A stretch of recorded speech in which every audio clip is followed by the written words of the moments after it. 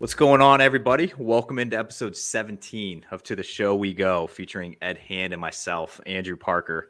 If you didn't get a chance to check out episode 16, we had Ryan Zephyrjohn of Portland, actually, and he's a KU guy, so I let that slide a little bit. Not a big KU guy, but he kind of talks about what it's like out there in Kansas, out in the middle of nowhere, what it was like living in Portland, just his year. He's Rule 5 eligible, so he kind of talked about a lot. And definitely stuff I didn't even know about the guy because he's not a Twitter guy. He's not really a big social media guy unless he's going to a Chiefs game. So definitely check that one out. But we have our first Worcester guy of the year right here, Brendan Nail. Brendan, I got the chance to hang out with you probably every home game. But how was your 2023 year as a whole? My 2023 year was fantastic. It's the best way I could put it. I think I came in from the offseason into spring training, ready to go. I felt strong. I felt aggressive. I felt just great as a whole as a pitcher. So I was able to carry it over when I started in Portland. I put together 2 good months, and I just sort of put my hand in there and said, hey, like, guys, I'm still here. I'm ready to go. Like, I know this is year 7, but got to Worcester, got the ball rolling, sort of got my feet wet into a lot of different situations. And I'm happy with it. I think there are bumps in the road, but you just got to keep driving over them and just keep going. You know, you were an undrafted guy. Do you feel like that put a little bit of a chip on your shoulder just going through the system? Like you didn't use a draft pick on me, but I'm gonna outwork you. Oh, absolutely. Yeah, I think I always try to carry that mantra of like, hey man, like you're not supposed to be here. You never did get drafted. But it's always been a driving force in the regular season and in the off season, just to say, hey, look, like somebody took a chance on you. So let's take advantage of that chance. What was it like? You had a absolute dominant run in Portland to start this year. What was it like just going out to the mound every day? And I'm pretty sure you had a .99 ERA whenever you got called up. So what was that like, I guess, just every time you were on the mound in your Portland experience this year? I think in the beginning, before I really started to look at the stat sheet after every outing, I just wanted to go out there and just perform. I didn't worry about, I need to strike this many guys out before this many innings. I just really wanted to go out there and put my best effort forward. I felt my preparation had put me in such a good spot that I didn't have to focus as much on the fine details. I felt that my fine details were set in stone. So I had to go out there and just play. And as the numbers began to sort of grow and become what they were, I paid attention to them. I'm not going to lie about that, but I enjoyed it. It was fuel to the fire. I mean, you had just looking at the numbers here, even before we came on, I was saying, like, you had a really, really good time with Portland. How long was it that you were waiting to get that call up, and how did what was the conversation like when they told you were going up to Worcester? Epi tried to give me the strong hand and try to come up with something, but at the end of the day, he was just like, "Hey man, like I think you understand why you're in my office." I wouldn't say I was really looking forward to the call up or anticipating it. But I did recognize after it was the Somerset series where I went in early to a game, was able to cover 3.2, and that was the chip. I remember Sean came up to me and told me, he's like, hey, man, like if we win this game, it's because of you. And that's when it sort of hit me of like, man, I really put myself into a good stretch, into a good position. And if I get called up, I get called up. If not, I'm going to continue this. I'm not going to fold or say, hey, all right, this is the peak. Like I wanted to keep going. And so what was it like once you got to Worcester and I guess got in with I think you had gotten there when there was still like a pretty good mix of vets. There were some guys like Goodrum and Faria, I think, was still around, and just Greg Allen, just a few guys like that. I think were still there. What was it kind of like as your first experience of going from AA to AAA? It's really the work ethic, I think. And it just sort of shows, like, if you have a report time of 1:30 for a 6:30 game, if you show up at 1 o'clock, you're probably the last one in the clubhouse. So I think that was one of the things I tried to focus on and sort of read off of the other players is what is their schedule like? What are they doing to prepare every day? Because it is a business when you get to AAA and to the big leagues, because anything can really happen. So I'm looking at your numbers from college, and did you play your third season at Western Carolina? Was that before or after you played in the Cape League? That was before. So I finished my junior year, and my coach had gotten me the opportunity to play with Coach Pick and YD, and that was where it all started. Yeah, like what happened there? Because your numbers just looking at it, it's like looking at a different picture here. Like the ERA for the season for you was 6.67, but then for Yarmouth, 1.04 over 26 innings, 32 strikeouts. Like what happened there that kind of, it seems like it was something that was pretty decisive for your career. It was the move to the bullpen. From my freshman year to my junior year, I was predominantly a starter at Western, and I think I had to create a different role for myself. Being a starter, I had to try to use my pitches differently. So I think becoming a reliever gave me that opportunity to say, hey, like, you're going to go out there for one inning. Like, go give it your best. You have your three best pitches. You can sort of just give it all you got. You don't have to conserve energy.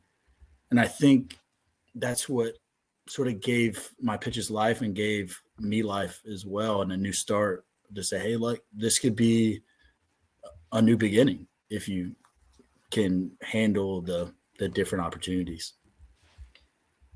I want to ask you, what was it like pitching at Western, or what was it even just like playing at Western Carolina? I don't think I'm not too familiar with it. It's tough. It's a hitter's ballpark for sure. And I think the whole conference is a hitter's conference.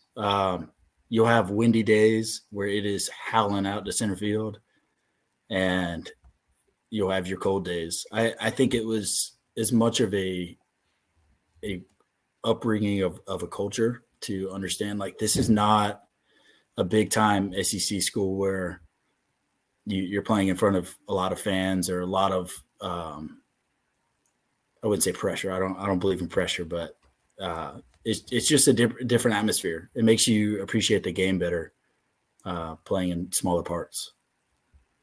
What conference is that? It's the Southern Conference.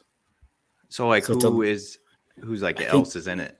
It's we have UNCG, VMI, Furman, Samford, Wofford. App used to be in it. They obviously switched to the Sun Belt pretty much right when I got there. It's a strong baseball conference out of all the sports. I think football, there's maybe two teams. I mean, I speak of that, but Western is finally good this year, so it sort of gives you something to cheer for. Man, so I'm just looking at your 2017 season, and you went from college to the Cape Cod League, and I'm guessing that somewhere between the Cape and after that you got signed, because then you went to Lowell for 2 games, you got a win there. Then you went to Greenville and got a win there. I mean, what a busy season. What was the chain of events there? Like, how soon after the Cape Cod League did you sign? Because I know you were undrafted. How'd that go down? I actually signed. Well, it was almost like a letter of intent. It was after the All-Star game in the Cape. I was approached by several Boston scouts, and they put together a damn good offer, and it was impossible for me to pass it up. But at the time, I wanted to finish the season with my Cape team. We had 2 weeks left, and we had a run at the playoffs. So made an agreement with them. So the day that we finished in the Cape, I was shipped off to Lowell. And the funny thing about that is my sister's wedding was that Labor Day weekend. So I had already planned to leave and try to come back. And in Lowell, that's when I got called up and they were like, hey, like, I know your sister's wedding is this Saturday. Like, will you plan to drive or fly? And I was like, well, it's going to fly. I'd try to meet y'all back in Brooklyn. And he goes, I think you should just drive down and just stay for the rest of the year. And I was rattled. I was like, shit, did I just get cut? I said, I've been here for 2 weeks. But that's when they explained to me that I was going to be in Greenville to finish the season. So yeah, it was a busy year, but man, it was fantastic. Now, are you from around there? I am. I'm from Greensboro. What was a lot when you were pitching? There was like a lot of your family coming to watch. Like that must have been cool. Oh, absolutely, yeah. And it was even better because in 2016, when I won a conference championship with Western, we won it on or at Ford Field where the Greenville Drive play. So to then turn around and win the next year is the Greenville Drive champions it was crazy. You're a free agent this offseason. What has that been like for you? And I guess like I never asked you about this during the season, but were you ever thinking about it like throughout this past year? Absolutely. That was probably one of my biggest drivers from the start, is to say like, hey man, this is it. This is your year 7. It's the last year you're on your contract. Like, you need to make the most of it. So I understood all the way throughout the year, highs or lows. I said, man, like, you got to give it all you got, because if you don't sign next year, then I guess that's all she wrote. But if I can put together a good resume and a good just performance throughout the year, then it's going to give me the best shot to sign for the next year. Now, completely don't feel like you have to tell us any specifics or anything like that. But have you been having any conversations with any teams yet? I've spoken to my agent. I think we're in good conversation. I just texted him today. We're just hearing everything out. I think it is a very busy time for free agency. So it's going to be something that comes down to a season like near November or December. It's probably going to be a decision made then. I will say you have probably one of the better agents in the game. Shout out to Matt. I absolutely love Matt. Matt is the best, man. He's great. And it's kind of funny because he had, he rep 2 of the lefties there in Worcester this past year. And that kind of leads me to, I noticed you had a lefty gang shirt at one point. Down the stretch. There was like 7 guys in there. And I talked about this with so many dudes that there was 7 lefties in Worcester. And it's just insane to me. Was that the most lefties you've ever been around? And what was it like, I guess, being in the pen with all the other left-handers? Oh, absolutely. It was unreal. I think I've been on countless teams, and I've never been more than one of 2 lefties. And to have 7, I was like, wow, this is wild. And it's a competition. It really is. Like, it fuels you every day when you go out there, because you all can be used in the same situation, but only one person can pitch at a time. So it's fun. It's energetic. It's friendly, but hey man, it's competition at the end of the day. So growing up, did you know that you wanted to be a baseball player? Did you grow up in a baseball family? I did. My dad played college ball at App State, so I always had a huge baseball background. I played other sports growing up, football and basketball and soccer, but as the years went on, I just had to find a focus, and one by one, I started dropping the sports, and baseball was what I was best at, so I stuck with it.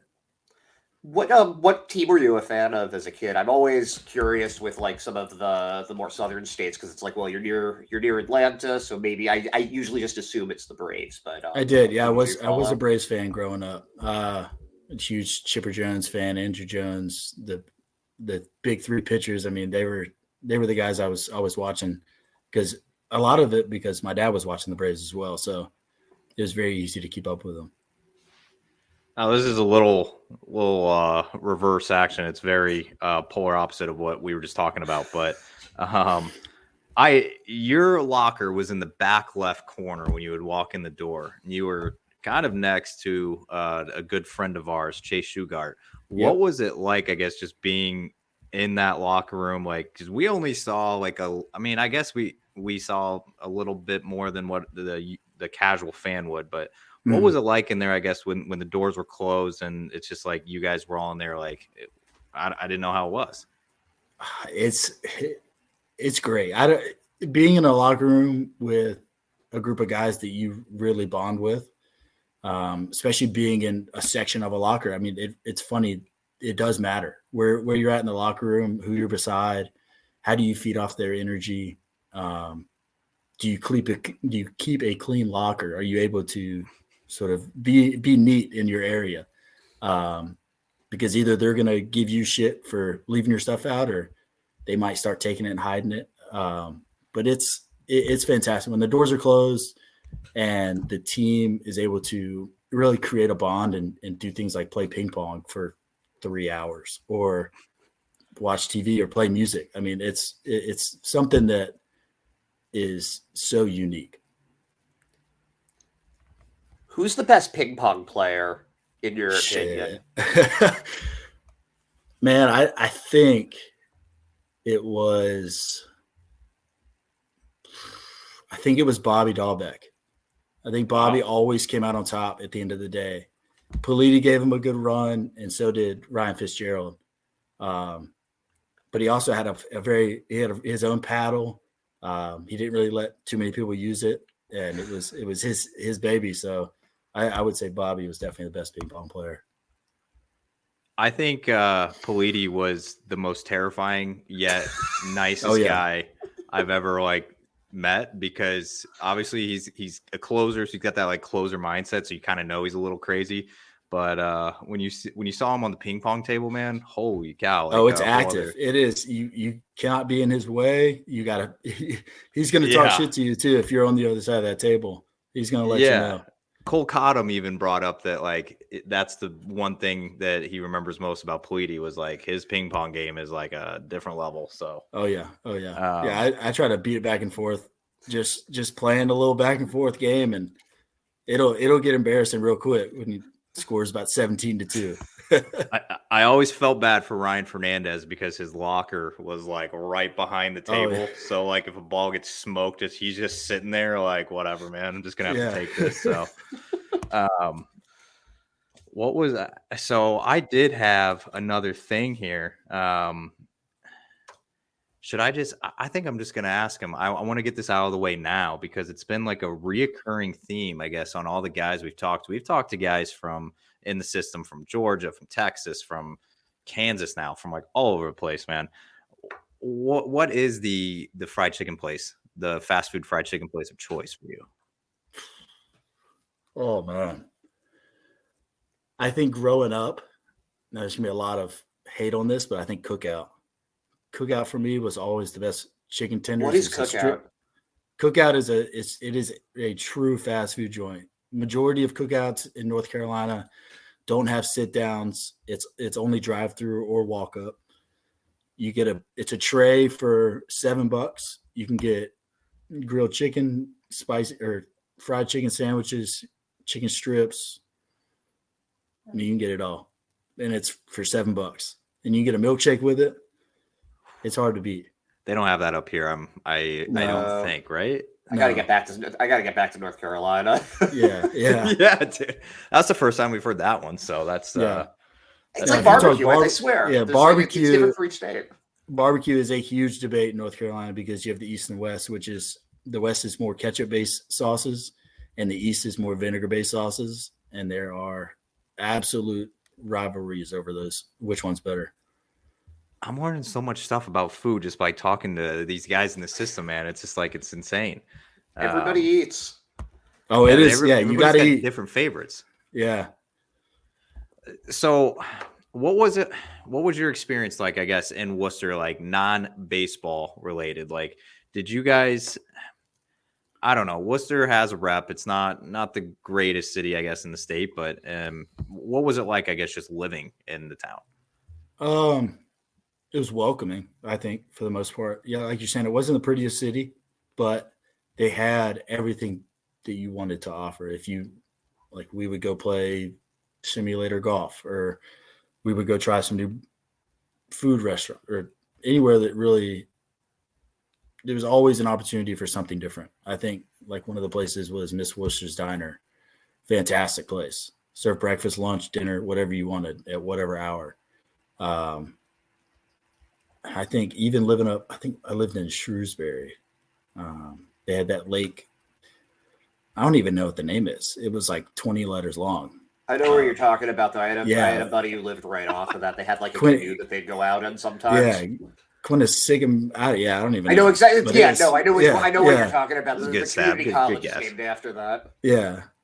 But it was a great time. I enjoyed it. The weather was hard to beat if it wasn't raining. But Yeah, There was a that's lot what of if it I was thought. raining, we knew there was always going to be a delay if it was raining. Yeah, I think at one point I was in the locker room and you were kind of like, man, like, is it raining out there? I was like, is a tarp on the field? Like, of course it is, man. Like, we're Yeah. in Worcester right now. Like, the tarp is on the field every freaking day, man. It was nuts. But Oh yeah. I do want to talk to you about something because I saw you got a new pair of golf clubs in the middle of the season, I think. You may have had them in the locker room at one point, or maybe it was Shugs. I don't remember, but you're a big golfer. Was that like a COVID thing? Did you get into it a little after COVID, or have you always been golfing? No, I think COVID is where my drive for golf was solidified. I actually played golf all my life. I was at a Duke golf camp when I was like 12. So I've always been around golf. My grandparents were huge golfers. My grandma grew up on a golf course. But yeah, I would say COVID, I was playing all the time. And I was like, man, like I got to keep playing golf. This shit is addicting. Oh yeah. Did you guys, I don't remember if it was just a one-time thing, but I saw Narciso Crook was golfing at the Belmont Country Club. And I knew a lot of you guys golfed all the time. Like, where did you guys have, like, where was your spot, I guess? The spot that we always had set up was Pleasant Valley. Okay. And then otherwise we had several other either country club courses or just local municipals that Mario was able to get us on. But we would try to set it up at least a day or two in advance. But definitely the foursomes were pretty solidified when we'd go on like a road trip. They're like, hey man, like, is everybody playing this week? Like, you think I can jump into the group? Like it was a competition to play golf. So we talked a little bit about this with Josh Lester the other day, but I'm kind of curious. He mentioned that there's a big jump up in the lifestyle and the ease of traveling between AA and AAA, and then an even bigger one when you go from AAA to the majors. But did you notice any major differences from AA to AAA? Just not necessarily, not so much on the field, but just how you guys live during the season. Yeah, I think our hotel housing on away trips was consistently better at the AAA level. I think in AA, you would find yourself occasionally at just a very medium range hotel, just a common hotel with not many amenities. And it's not a bad thing. I'm not talking trash on any of them, but you definitely do notice. I mean, you stay at nicer hotels. Bus trips are nicer because you usually have multiple buses. I mean, we went to Buffalo and got a sleeper bus, which I had never done before. So it's always an upgrade for sure. I've never been on a sleeper bus. Is that like they have cots set up in there, or like It is bigger? It is. So you walk in, the first third of the bus is like a living room, if you could imagine. So there's a couch on each side. There's 2 or 3 beds that are like hanging up sort of at eye level. And then the second third of the bus is all beds. So it's 9 to 12 beds. And then the back third is another couch section with seating and a couple more beds. So it's kind of like you're traveling around in a little house. It is. It's got a fridge, it's got a sink, it's got a microwave, it's got a little table if you wanted to sit there and eat. But so it was nice. It was very luxurious. All right, it's that time of the show, Ed. I got a few random ones. I already asked you the fried chicken question, so I don't even have to worry about that one. They're just gonna be all over the place, so just be ready. I'm ready. All right, worst part of your golf game? Driving. And driving why? every day. You slice it. I'm not consistent enough. Some days I swing easy and it comes off, but then the next day I'm like, man, yesterday was too easy. Let me try to hit it harder, and then that's it. I'm out of play. 6 holes, like it's a bad day. Does anybody ever give you any crap about you being able to throw a ball 90 plus miles per hour but can't drive a ball? Oh yeah, Christian Koss does. Yeah, we were huge competitors on the course. We were always, if there was a pair that never didn't play together, it was me and him. Every foursome, every week, we were always playing together. And he would be like, man, like he'd give me a tip one day, and then the next day I'd give him a tip. So it was always back and forth. I think somebody told us in a recent interview that like Christian Koss is like always golfing, and I saw on his Instagram story he brought his baby and his wife like out there on the course, and he's like, I'm not skipping this. I forgot what the caption was. Guy's a grinder, all right. Love that. Oh, absolutely. All right, next one. Biggest horror story from your minor league life, because you also played in the era before the CBA. Yes, man. I think in the 2019 season is the one I can remember because that was pre-COVID season too. So we didn't travel 6 games at a time. Like we would be 3 games in Columbia, 4 games in Aberdeen, 3 games in Brooklyn. Like it was a hell of a travel. And that was pre. The CBA literally was just this season, correct? Like just started. Okay. Yeah. Yeah. I was curious about that because I remember, I couldn't remember if it was this year or 2 years ago. It seems like it's like forever ago because I know that strike too. It seems like it was like 20 years ago. But yeah. All right, this one you're not going to get in trouble with, I promise, because we're pretty cool with a lot of the Worcester guys. But cool. Name me one teammate in Worcester, like that was on the roster at the end of the year that you got to play with, that was like just the biggest, like, I don't know, like wild card. Shit.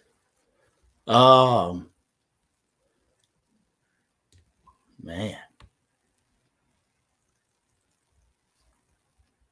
That's a hard question. There's no wrong answers at all. I mean, well, I know it's just trying to put together the right answer, I guess. I have one in mind, but I want to hear it. I want to see. It might give me a better, like a more accurate thought. It just depends on somebody's definition of a wild card, because I had 2 that I was kind of like teetering on. I think one of them, you know what? Yeah, one of them might have been Nick Sogard, just because you never knew what you were going to get every day. It was like he's always going to be one of the loudest in there, but it's just like, oh yeah, like that's Sogard. I hear him. Sogard can play though. I think you could put him on a major league roster right now and he'd do fine. His game is so similar to his cousins. It's kind of ridiculous. Yeah, I mean that guy is smooth as can be. Yeah, you can put him anywhere and he's not gonna like I think he didn't like even play that much outfield and before this year, and he looked perfectly fine out there. Yeah, wherever he plays is he always carries himself to be very comfortable, no matter where it is. All right, wild card, man. Come on, I know I gotta see. The thing is, I'm thinking about the locker room, like the configuration. So I'm in the corner. I feel like I had the best locker. I could view everybody. I think the wild card is Bobby. He would come in and he would be just at the top. He would be ready to go. And then like the next day he would come in like super focused. And it was like, I'm not going to crack a joke to Bobby today. Yeah. But then the next day, like he sort of sneaks by you in the dugout going to warm-ups, and he like just says some shit, and you're like, all right, I can be on Bobby's train today. I was gonna say it was even. I think the same way. I think even like the media people thought the same thing of like, all right, like I'm just gonna walk in and I'm gonna go to Suge and Nails corner because I know it's safe over there. I don't know if it's safe like anywhere else yet, but my wild card is gonna be the guy that when you went straight in, it was a first locker on the right. My man Steven Scott. Oh, hell yeah. I think Scotty is one of the like most interesting guys just because like I feel like he's he's very good at baseball and he just does that for fun. It's just like he's like, yeah, like I didn't watch baseball growing up or anything. Like he told us that. And I was like, what? Like we asked him if he was good at the immaculate grid thing, and we were trying to like get his help because Chad Tracy was like talking about it or something. And we went up to him, we're like, hey, like, are you good at immaculate grid? He's like, dude, I couldn't even tell you who played on what team in the past like 100 years. Like he's like, I have no idea. He's like, I just play baseball. That's it. It's like this guy's incredible. Yeah, we were roommates in Worcester because we both came up at fairly the same time, and I felt the same way. He was such a chill guy at the apartment. We would just watch some TV. There was nothing, and it's not that he was like a boring guy, but he was consistently calm. And he would just show up to the field and hit 2 dingers on a day, and just be in the locker room and just sit in his locker and just hang out. I'm like, yo, like you're hitting 330 right now. Like, what are you doing? And then it's just, I agree. Wild card for sure, Steven Scott. There was a period where it felt like he was hitting like a 3-run homer every game for like a week. Yeah. It was like I can't remember somebody getting that high. And like also just like him learning how to play catcher, like when he was in Double-A. Like it's kind of crazy. It is, yeah. To switch positions, no matter what position you're switching to, is crazy. But to be a catcher and be the lead guy is a huge responsibility.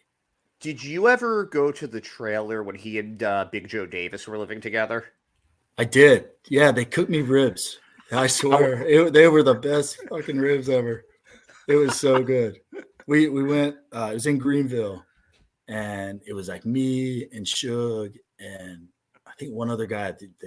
Joe was whipping up the ribs on the fire, and man, it was good. What they call them? The meatball gag. Yeah, the meatballs. I accidentally told the girl Colleen that did like the one-offs with like some of the guys. I accidentally told her that story. I was like, oh yeah, he used to be a meatball bro or something. And she's like, oh, I'm gonna ask him about that on TV or something. I'm like, oh, sorry, man. Exposed. Yeah, it's like my bad. I think she made him get like a facial or like a pedicure or something too. I was like, oh man. Real polar opposites.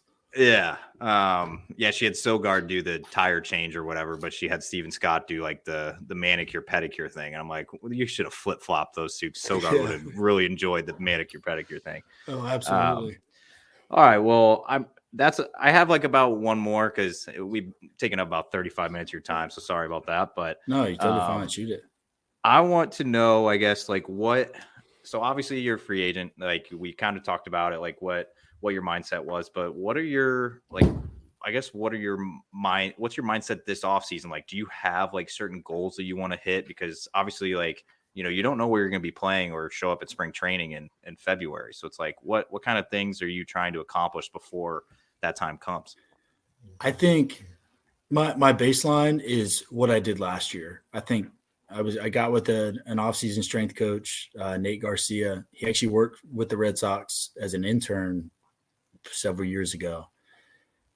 I think I'm going to try to increase velocity again, just get faster and stronger, and just really develop pitches. I think I got a huge upgrading knowledge on numbers, on how pitches work, on how efficient you can be, and just all facets of it is really what I want to focus on. So the quicker I can get on the mound and the quicker I can just pick up a consistent motion and pick up those pitches is what I'm going to really try to hone down on this year.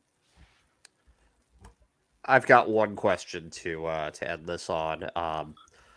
Our friend Ryan Zephyrjan mentioned that you recently had Theo Denlinger make you something in his blacksmith shop.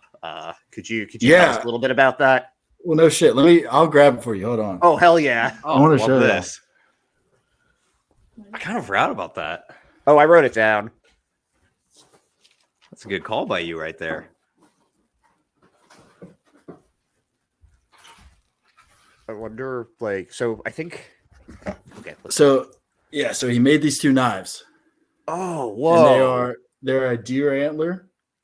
That's so cool. Okay, I like that. It's unreal. It's unreal. And he was That able is to badass. he was able to engrave the name onto the bottom of it. So they are absolutely badass. And they are razor sharp. Yeah. I remember we just were cutting the shit. I think it was early in Portland, and he just sort of told us, he was like, yeah, I make knives and I make swords and blades. And he even told us, he was like, yeah, like I would sell them in college. I was like, Theo, like, I feel like somebody should have wrote a news article about you to be the crazy medieval guy selling knives out of his dorm, but I guess you never got caught. So good for him. He kind of looks like that, doesn't he? He kind of looks like a Viking or something. Oh, absolutely. He's got a tattoo of, let's see, maybe you can see it, but it's this Theo. It's right here.